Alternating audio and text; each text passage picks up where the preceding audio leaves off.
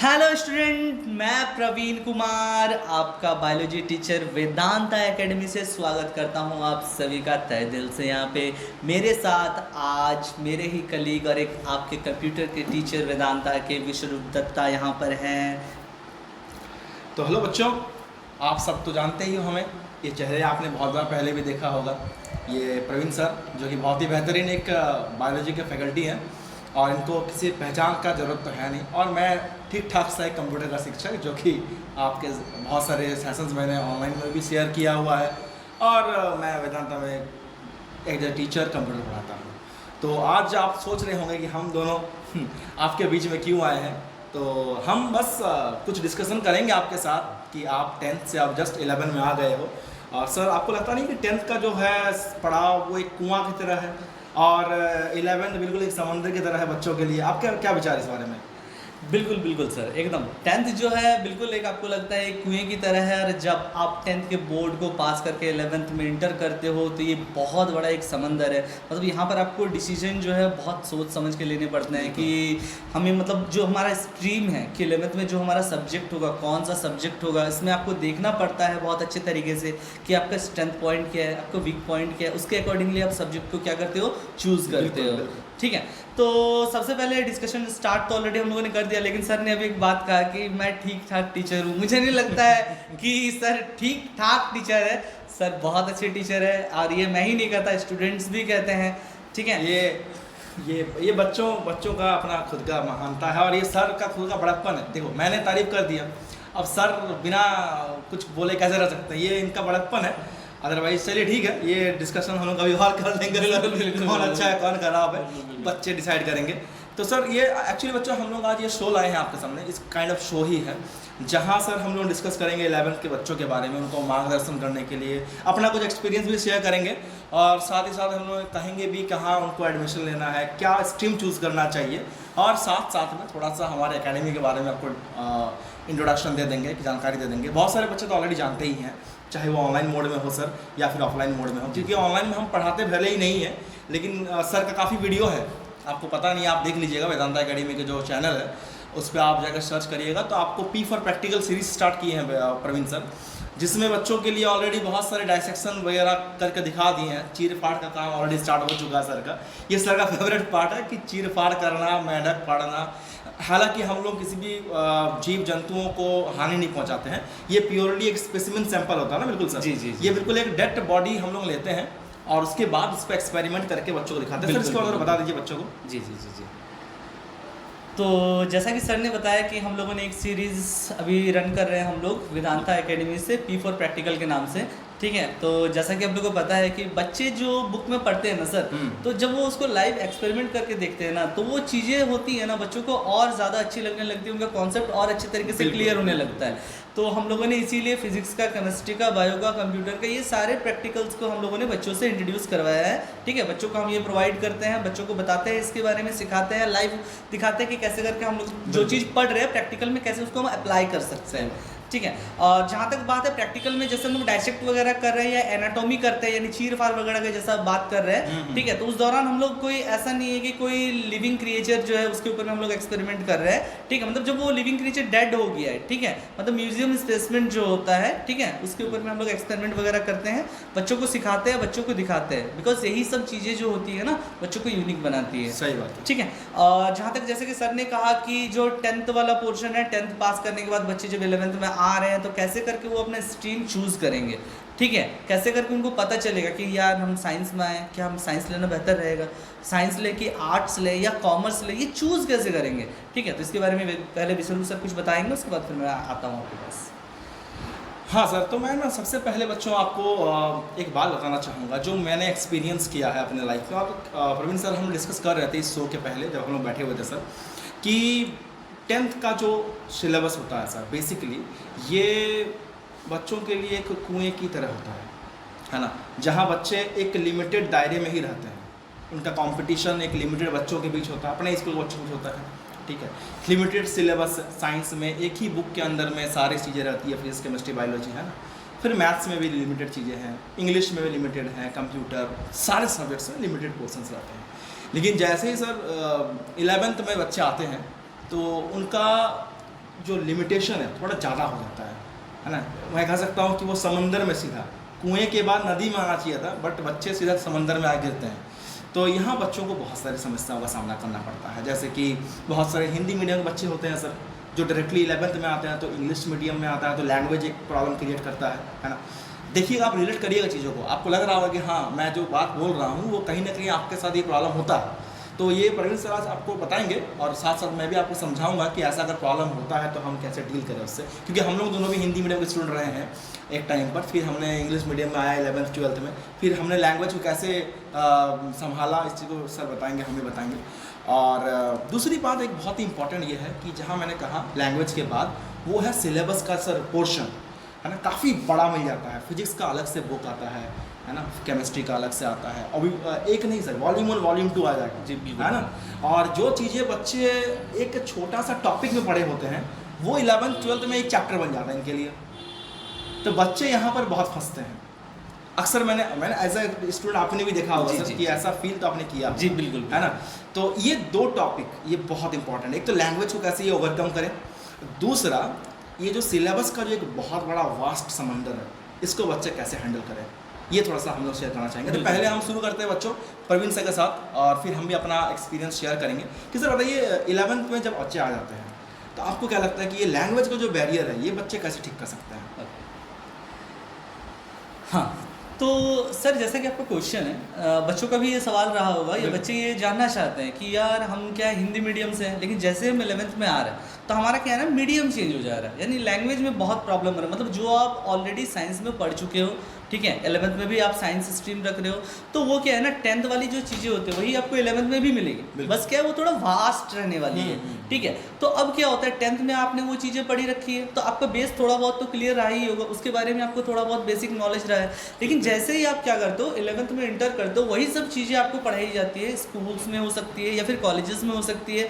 Problem क्या होता है, टीचर जो होता है इंग्लिश में आपको पढ़ा रहा है, इसी वजह से आपको क्या होता है वो समझ में नहीं आता है, ठीक है। तो इस चीज़ को हम कैसे डील कर सकते हैं, जबकि उस चीज़ के बारे में ऑलरेडी अपने 10th में पढ़ा था। बस प्रॉब्लम क्या था कि उस टाइम आपने पढ़ा था हिंदी मीडियम से, और अभी आपको वो फेस करना पड़ रहा है इंग्लिश मीडियम से, ठीक है। तो इसके लिए सबसे बड़ा चीज़ है कि जब आप सडन मतलब आपने 10th तक तो हिंदी मीडियम से किया था, लैंग्वेज तो आपका हिंदी था, ठीक है, और अब आप क्या कर रहे हो, डायरेक्ट जब आ रहे हो 11th में तो इंग्लिश सडन आ जा रहा है, तो डायरेक्टली जब आप इसको फेस कर रहे हो तो एकदम से तो ठीक नहीं हो सकता है, ठीक है। तो इसके लिए सबसे पहले चीज़ जो आपको करना पड़ेगा वो करना है आपको बुक रीडिंग करना है, ठीक है। बुक रीड करना है आपको कि आपका जो सब्जेक्ट है आपको वो पहले रीड करना है, चैप्टर को रीड करने के बाद क्या करना है आपको जो है अपना कम्युनिकेशन स्किल जो है, जैसे वर्ड मीनिंग्स वगैरह आपको थोड़े बहुत देखने पड़ेंगे, ठीक है। कॉमन जो डेफिनेशंस वगैरह है वो आपको देखनी पड़ेंगी, ठीक है। तो जब आप डेफिनेशंस वगैरह को देखते हो, ठीक है, उसका मीनिंग निकाल के देखते हो, उसके अर्थ को देखते हो, तो इससे आपका थोड़ा थोड़ा जो बेसिक होता है ना, जो आपने 10th में पढ़ा हुआ था, जो मीडियम आपका थोड़ा प्रॉब्लम क्रिएट कर रहा था, वो क्लियर होता चला जाएगा। तो आपको पता चलता जाएगा कि हिंदी में जो चीज़ आप पढ़े थे उसी में इंग्लिश में भी उसी का यही मतलब होता है, ठीक है। जैसे फॉर एग्जांपल मैं देना चाहता हूँ आपको, जैसे आपका इंग्लिश ग्रामर होता है, ठीक है, हिंदी में हम लोग उसी को कहते हैं व्याकरण कहते हैं, ठीक है। हम लोग हिंदी में क्या होता है ना, हिंदी व्याकरण जो होता है, तो हिंदी व्याकरण में हम लोग पढ़े थे संज्ञा के बारे में, ठीक है। यही चीज़ क्या होता है जब हम इंग्लिश ग्रामर में आते हैं तो इसी को हम लोग पढ़ते हैं नाउन के बारे में, नाउन पढ़ते हैं, ठीक है, बिल्कुल दोनों सेम टू सेम है सर। अब संज्ञा के बारे में बात करोगे तो यही पढ़ते हैं हम लोग, कोई भी वस्तु, प्राणी, जगह इत्यादि ये सब के नाम को हम लोग संज्ञा कहते हैं। नाउन में भी आपको सर यही पढ़ने को मिलता होगा, ठीक है, कोई भी प्लेस हो गया, कोई भी थिंग्स हो गया, लिविंग क्रिएचर, लिविंग ऑर्गेनिज्म जो है उनके नेम को भी हम लोग नाउन ही कहेंगे, ठीक है। तो इसी तरीके से सर सर्वनाम जो है प्रोनाउन हम लोग पढ़ेंगे इसमें ग्रामर में। तो यहाँ जो लैंग्वेज होता है ना सर, तो वैसा कुछ खास मतलब आपके ऊपर में इफेक्ट नहीं डाल सकता है, ठीक है। बस आपको डील कैसे करना है ये आपको सही तरीके से आना चाहिए, ठीक है। तो हम लोगों के टाइम में क्या होता था ना, मेंटर रहा करते थे, ठीक है, जो टीचर रहते थे वो हम लोग को अलग तरीके से गाइडेंस करते थे, बताते थे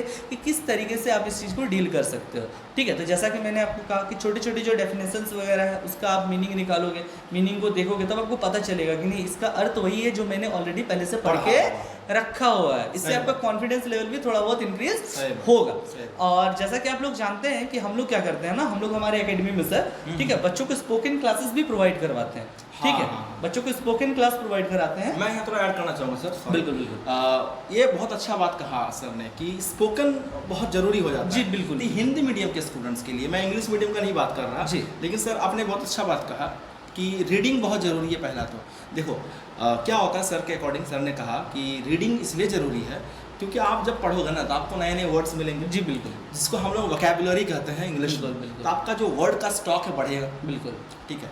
और इसके साथ साथ मैं कहूँगा कि 10th के बाद जब 2-3 महीना का रिजल्ट का गैप रहता है सर, तो स्पोकन कर लेना बहुत अच्छा बिल्कुल होता बिल्कुल है ना। ये 2-3 महीने का कोर्स होता है, बिल्कुल। तो आप इसको अगर करते हो, ठीक है, तो इससे क्या होता है कि आपको थोड़ा बहुत जो इंग्लिश का बैरियर आपको लगेगा वो सॉल्व हो सकता है। हाँ, वो सॉल्व हो सकता है कुछ हद तक वो सॉल्व हो जाएगा। बिल्कुल बिल्कुल। तो वो स्पोकन एक तरीका है जी। और दूसरा सर ने कहा रीडिंग करो, ठीक है, अच्छे से बुक्स को देखो, स्कूल या कॉलेज या ट्यूशन कोचिंग जहाँ आप पढ़ रहे हो पढ़ो, वहाँ टीचर आपको चीज़ें समझा रहे हैं, ठीक है, लेकिन अपना क्या काम बनेगा ना आपका, जब आप फ्री टाइम बैठे हुए हो, जब आप गेम खेलने में वेस्ट करो टाइम को या कुछ भी कर रहे हो आप, मैं कहूँगा सर कि उस टाइम पे अगर बच्चा वो किताब लेकर 2 घंटा 1 घंटा बैठ जाए, कुछ समझ में कुछ नहीं आया, मैं मान लेता हूँ, लेकिन वो अगर 10 लाइन पढ़ेगा तो उसको इंग्लिश का जो एक डर है वो जो स्ट्रॉन्ग हो जाएगा, आपका वर्ड का स्टॉक हो जाएगा स्ट्रॉन्ग, फिर आपका पढ़ने का जो एक लय है, एक जो क्रम है वो आ जाएगा। बिल्कुल। क्या लगता है आपको? सही बात है ये सर?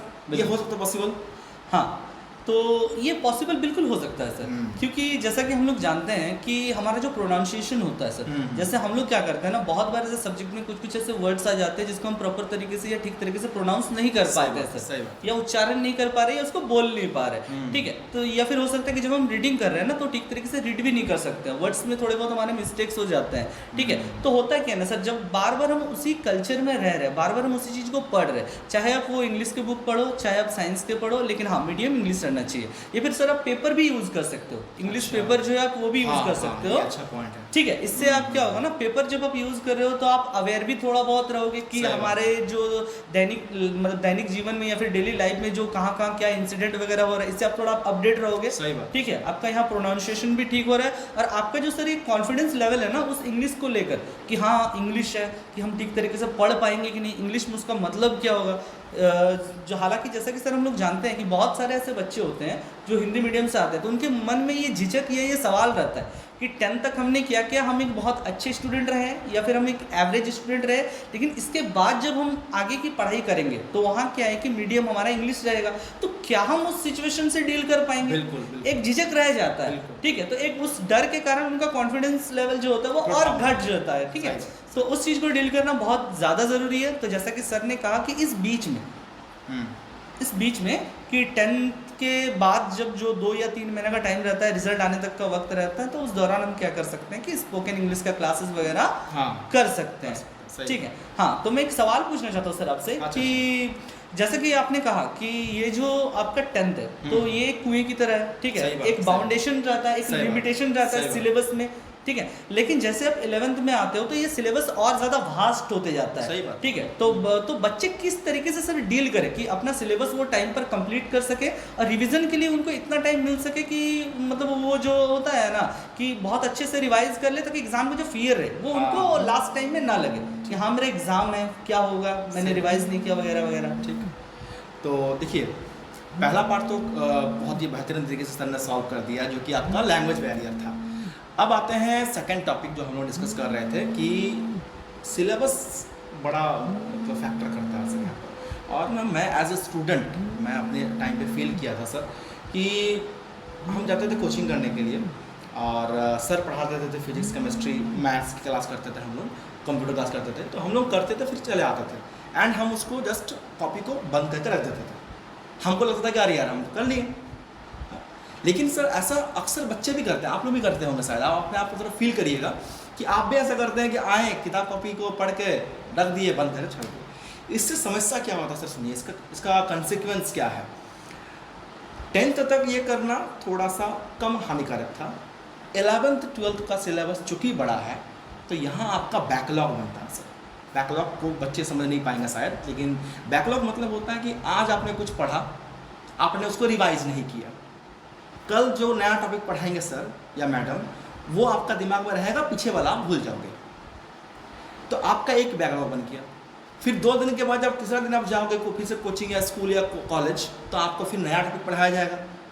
फिर आपका 2 दिन का ऑलरेडी बैकलॉग बन चुका है, फिर आप आज वाला भी रिवाइज नहीं करोगे, 3 दिन का बैकलॉग बन जाएगा।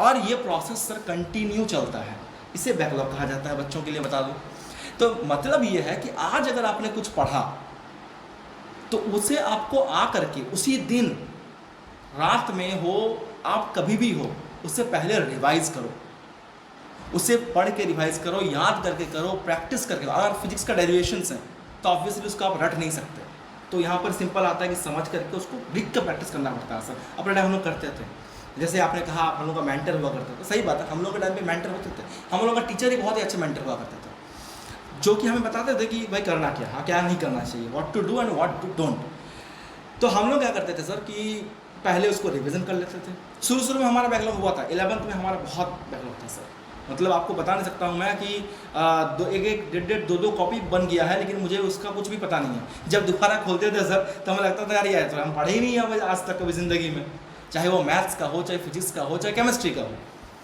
क्योंकि मैं PCM का स्टूडेंट था सर, तो PCB थे, फिजिक्स केमिस्ट्री बायोलॉजी, लेकिन मैं PCM का स्टूडेंट था। तो 11 मेरा ऐसे ही बीत गया, तो मेरा बैकलॉग इतना बना सर कि उसको क्लियर करते करते फिर मेरा आगे की जो पढ़ाई होगी ना बच्चों, ये दिक्कत करता है। आपको अचानक से याद आएगा कि अरे मेरा तो बैकलॉग बन चुका है, मैंने 10 दिन से पढ़ा नहीं है, 10 दिन का चीज़ पुराना चीज़ से भूल गया मैं, अब जो नया चीज़ आ रहा है उसको पढ़ें कि पुराना वाला रिवाइज करें।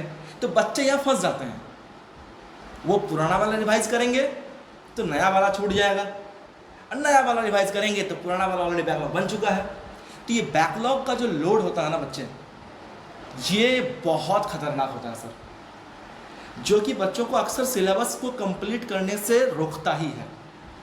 ये सबसे बड़ा समस्या है बच्चों का सिलेबस कंप्लीट ना होने का। तो मेरा सजेशन ये है कि आप जैसे 11 स्टार्ट करोगे तो वैसे ही आप जैसे जैसे टीचर पढ़ाते जाएंगे डेली, वैसे वैसे उसको रिवाइज करते जाना है सर। आज कुछ पढ़ाया गया टीचर के द्वारा, उसको आप आज ही रिवाइज कर लो, ठीक है। कल जब नया चीज़ पढ़ाया जाएगा तो उसी दिन रात को पिछले वाला रिवाइज करो पहले, उस दिन रिवाइज करो फिर बाद में। इससे क्या हुआ कि पिछला वाला आपका 2 बार रिवाइज हो गया, कल तो आपने किया ही था, आज फिर से कर लिया और आज वाला भी कर लिया। थर्ड दिन जब आएगा तो फर्स्ट दिन का पहले करो रिवाइज, सेकंड दिन का फिर करो, फिर थर्ड दिन का करो। इससे फर्स्ट दिन वाला आपका 3 बार रिवाइज हो गया, सेकंड दिन वाला 2 बार हो गया, और फर्स्ट दिन वाला तो आपका किया ही हुआ है। तो इससे क्या होगा सर कि रिवीजन का क्रम इतना बेहतरीन होगा कि आप उसका रिजल्ट देखोगे तो आपको लगेगा कि अरे यार सच में हम ऐसा कर रहे हैं। तो मुझे लगता है सर कि ये जो तरीका है इससे आप सॉल्व कर सकते हो चीज़ों को। और एक चीज़ ऐड करते हैं, फिर हम आएंगे प्रोफेसर के पास, कि बेटा डरना मत कि मुझे सर पहले तो एक बुक जितना मोटा था, अब उसका एक साइंस का ब्रांच उतना मोटा है। पहले CBSE के या NCERT के बच्चों या ICSE के बच्चों के लिए एक बुक हुआ करता था। ICSE का तो खैर फिजिक्स केमिस्ट्री बायोलॉजी था, बट NCERT और CBSE के एक बुक हुआ करते थे सर साइंस का 10th तक। अभी क्या है कि बच्चों के लिए फिजिक्स का उतना बड़ा बुक है, केमिस्ट्री का अलग से इतना मोटा बुक है, मैथ का अलग मोटा बुक है, बायोलॉजी का अलग से अपना इतना मोटा बुक है। तो बच्चे डरना मत, पहली बात तो ये, क्योंकि आपके जो सीनियर रहे हैं वो भी 10th पास करके आए थे, हम जो आपके टीचर्स हैं हम भी 10th पास करके आए थे, हमने ही पढ़ाई की। तो अगर हम कर सकते हैं, हम तो चांद से नहीं आए हैं सर, है हमारे तो सिंह निकले हुए नहीं है, या हमारे ऊपर छतरी तो नहीं है गोल गोल कि हमारे 10 हाथ है भाई हम लोग कर लिए हैं आप लोग नहीं कर सकते। अगर हम किए हैं, आपके सीनियर्स किए हैं, तो आप भी कर सकती हो, इस बात का भरोसा अपने अंदर रखो, ठीक है। बाकी तो भाई हम लोग हैं, कोई दिक्कत नहीं है। अब सर मुझे अब मैं आपके पास आता हूँ, थोड़ा सा फिर से दोबारा कुछ डिस्कस करेंगे। बच्चों का भी ये 2 प्रॉब्लम मैंने सॉल्व कर दिया सर, बिल्कुल ठीक है। अब मुझे उम्मीद है कि बच्चे थोड़ा सा रिलैक्स होंगे। बिल्कुल। तो सर अब मैं पूछना चाहूँगा कि 10th के बाद बच्चों के दिमाग में ये 2 प्रॉब्लम्स तो रहती ही हैं, इन दोनों के पहले एक सबसे बड़ा समस्या ये रहता है कि सर चुनाव कैसे करें, सिलेक्शन ऑफ सब्जेक्ट। ये सबसे बड़ा दिक्कत होता है सर कि फिजिक्स केमिस्ट्री बायोलॉजी लें, फिजिक्स केमिस्ट्री मैथ लें, या फिर कॉमर्स लें, या आर्ट्स लें, या फिर बहुत बच्चों का होता है पॉलिटेक्निक करने का, डिप्लोमा पॉलिटेक्निक। तो सर बच्चे चुनाव कैसे करें, इस बात पर बताइए बच्चों को। ओके, तो सबसे पहले जैसा कि मैं बताना चाहता हूँ कि आपने जो रिवीजन के बारे में बताया, जी सर, ठीक है। तो रिवीजन के बारे में आपने बहुत अच्छा एक बात कहा है कि आप जब किसी दिन कोई सब्जेक्ट को पढ़ रहे हो, ठीक है, ट्यूशन करके आ रहे हो, क्लास करके आ रहे हो, तो उस दिन आपको क्या करना है, क्विक रिवीजन एक बार करना है बिल्कुल क्लास के बाद, ठीक है। उसके बाद आपको डेली रिवीजन करना है, जब आप घर में आके खुद पढ़ने बैठते हो, सेल्फ स्टडी करते हो, ठीक है। और उसके बाद जैसे जैसे डे बाई डे आप अपना क्लासेस को बढ़ाते जा रहे हो, तो उस चीज़ को आप रिवाइज करते चलो, क्योंकि आपको पता होगा जो अभ्यास होता है ना, मैथ क्या होता है, प्रैक्टिस से। आप जितना प्रैक्टिस करोगे आपका मैथ जो होगा उतना ही ज़्यादा स्ट्रांग होगा, ठीक है। तो ये तो हो गया रिवीजन वाला बात। अब जहाँ तक जैसे कि आपने सवाल पूछा मुझसे कि बच्चे सिलेक्शन कैसे करें, चुने कैसे, कि आखिरकार मुझे 10th के बाद 11 में कौन सा स्ट्रीम लेना है। सही बात, ठीक है, ये तो दिक्कत बहुत करता है। हाँ, बहुत दिक्कत करता है। सही बात, ये बहुत दिक्कत करता है। ठीक है, तो अब क्या है ना, तो मैं सबसे पहले यहाँ पे बच्चों को कहना चाहता हूँ कि देखिए, आपसे हमसे ज़्यादा बेहतर कोई नहीं जान सकता कि हमारा जो स्ट्रेंथ है ना सर और वीकनेस है वो क्या है, हम किस सब्जेक्ट को बहुत अच्छे तरीके से डील कर सकते हैं खुद से, और कौन सा सब्जेक्ट जो है जो मुझे थोड़ा टफ लगता है या जिसमें मुझे इंटरेस्ट नहीं लगता। इफ़ आई ऑनेस्टली सेड, अगर मैं सही में कहूँ, ठीक है, तो मुझे बिल्कुल सर मैथ तो बिल्कुल पसंद नहीं था। अभी भी मुझे मैथ तो ऐसा कुछ खास पसंद नहीं है, इसीलिए ये रीज़न था कि मैंने फिजिक्स केमिस्ट्री। नहीं बच्चों, ये इनको मैथ पसंद नहीं था तो अच्छा है कि इतना खतरनाक है कि बायोलॉजी का टीचर निकल के आए हैं हमारे लोकेलिटी में। तो जैसा कि सर ने कहा कि हम किस तरीके से मीडियम को सर, ठीक है, हमारा जो लैंग्वेज होता है, लैंग्वेज का जो बैरियर होता है उसको हम किस तरीके से टैकल कर सकते हैं, ठीक है, इसके बारे में हम लोगों ने डिस्कस किया। साथ ही साथ हम लोगों ने इस चीज़ के बारे में भी बात किया सर कि टाइम के अकॉर्डिंग, ठीक है, हम अपना सिलेबस किस तरीके से कंप्लीट करें और हमारा जो रिवीजन होगा वो किस तरीके का होगा, किस तरीके से हम क्विक रिवीजन करेंगे, कैसे हमारा डेली रिवीजन रहेगा, ताकि हमारा जो एग्ज़ाम का फियर रहता है ना लास्ट टाइम में वो हमें ना रहे। ठीक है, अब साथ ही साथ इसके बीच में हम लोगों को कुछ और भी डिस्कस करना था सर, तो उसके बारे में आप थोड़ा बता दीजिए क्या क्या डिस्कस करना था। हाँ तो बच्चों, इसके बाद देखो 2 प्रॉब्लम जो मेजर थे बच्चों के वो हमने अब प्रवीण सर ने डिस्कस कर लिए। अब आगे के डिस्कशंस और भी बहुत सारे बचे हुए हैं, लेकिन आज का जो शो है सर हम लोग ख़त्म करते हैं यहाँ पर। थोड़ा सा टाइम टेकिंग बहुत ज़्यादा हो रहा है, लेकिन कोई बात नहीं, हम लोग बच्चों अगले समय फिर से आपके पास आएंगे और वहाँ से हम लोग डिस्कस करेंगे कुछ और पॉइंट के बारे में, जैसे कि बच्चे का जो after 10th selection of subjects होते हैं, स्ट्रीम होते हैं, वो कैसे चुनाव करेंगे, इस पे हम लोग डिस्कस करेंगे। हो सकता है कि अगले शो में हमारे प्रवीण सर के अलावा और भी कोई टीचर हमारे साथ जुड़े, है ना, तो वो डिपेंड करता है। नेक्स्ट शो में हम देखेंगे, आप लोगों को दिख जाएगा वो कि और भी कोई अगर नए टीचर अपने एक्सपीरियंस शेयर करने के लिए आएंगे तो हम डेफिनेटली बुलाएंगे। और इसके अलावा कि क्या स्ट्रीम चुने, इसके अलावा हमने और भी बहुत सारी बात करनी है सर, तो वो बहुत सारी बातें क्या क्या होंगी तो फिलहाल मैं नहीं बताऊंगा सर, वो आपको रिवील करूंगा नेक्स्ट शो में। ठीक है बच्चों, तो तब तक के लिए टेक केयर, खुश रहो।